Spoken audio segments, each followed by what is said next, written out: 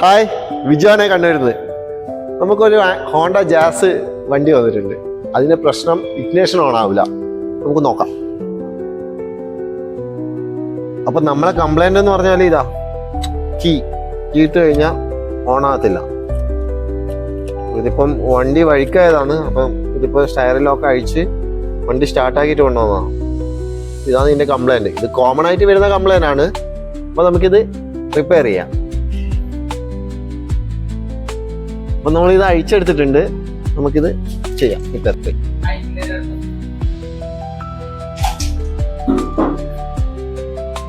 ഞാൻ പരിചയപ്പെടുത്താൻ മറന്നുപോയി. ഇതാണ് നമ്മളെ ശിഷ്യൻ റഹീം. അപ്പൊ നമുക്കിത് റിപ്പയർ ചെയ്യാം. അപ്പൊ നമ്മളിത് ഓപ്പൺ ചെയ്തിട്ടുണ്ട്. ഇതൊക്കെ ഓപ്പൺ ചെയ്തിട്ടുണ്ട്. അപ്പൊ ഇതിന്റെ കുറെ പ്രശ്നങ്ങളുണ്ട്. കാരണം ഒന്ന്, കീ തായ്മാനം വന്നിട്ടുണ്ട്. അപ്പൊ ഇതിന്റെ സ്ലോട്ടൊക്കെ പോയിട്ടുണ്ട്. രണ്ട്, ഇതിനോടനുബന്ധിച്ച് തന്നെ നമുക്കിത് ശരിക്കും പറഞ്ഞാൽ ഇത് പ്രസ്സാക്കിയാൽ ഈ സംഭവം തിരിയണം. ഹാൻഡ് ലോക്ക് പ്രസ്സായി ഇത് തിരിയണം. പക്ഷെ ഇതും ഇല്ല. അപ്പം ഇതിൻ്റെ ഉള്ളിലെ പിന്നും പൊട്ടി കുടുങ്ങിയിട്ടുണ്ട്. അപ്പം നമുക്ക് ഇത് ചെയ്യുമ്പോൾ വൃത്തി ചെയ്യണം. പുതിയ കീ ഉണ്ടാക്കി സ്ലോട്ടൊക്കെ മാറ്റി നമുക്ക് ഇതിൻ്റെ വർക്കും കൂടി ചെയ്ത് സെറ്റാക്കിയിട്ട് കാണാം. അപ്പം ഇതിൻ്റെ ലിവർ നമ്പർ വെച്ച് ടൈപ്പ് ചെയ്തിട്ടുണ്ട്. ഇനി നമ്മൾ ചാവി കട്ട് ചെയ്യാം.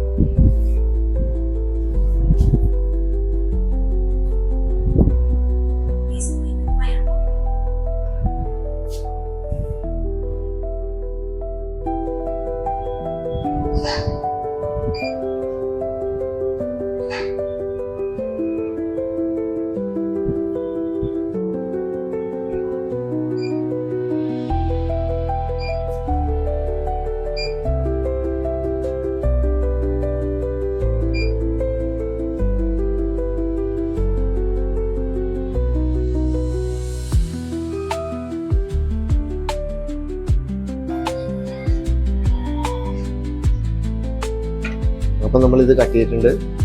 നമുക്ക് സെറ്റാക്കാം. നമ്മളെ വർക്ക് ഫിനിഷ് ആയിട്ടുണ്ട്. പുതിയ കീ ആക്കി.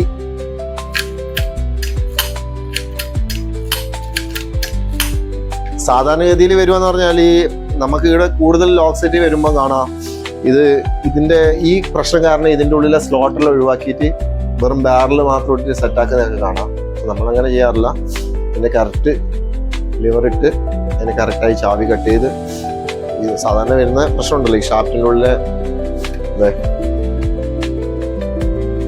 ഇത് പൊട്ടിപ്പോക്കാൻ പോയി ഇതടക്കം മാറ്റിയിട്ടാണ് ക്ലിയർ ആക്കുന്നത്. അപ്പൊ നമുക്കിത് വണ്ടിയിലിട്ട് സെറ്റാക്കാം.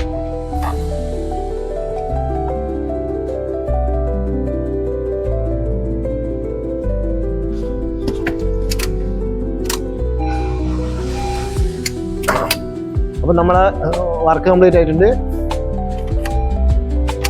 Ignition on, start. നമുക്ക് ഇതിന്റെ കവർ ഇടാം. ഓക്കെ, അപ്പം നമ്മൾ കംപ്ലീറ്റ് സെറ്റ് ആക്കിയിട്ടുണ്ട്. On. Okay, clear. Okay, thank you, by.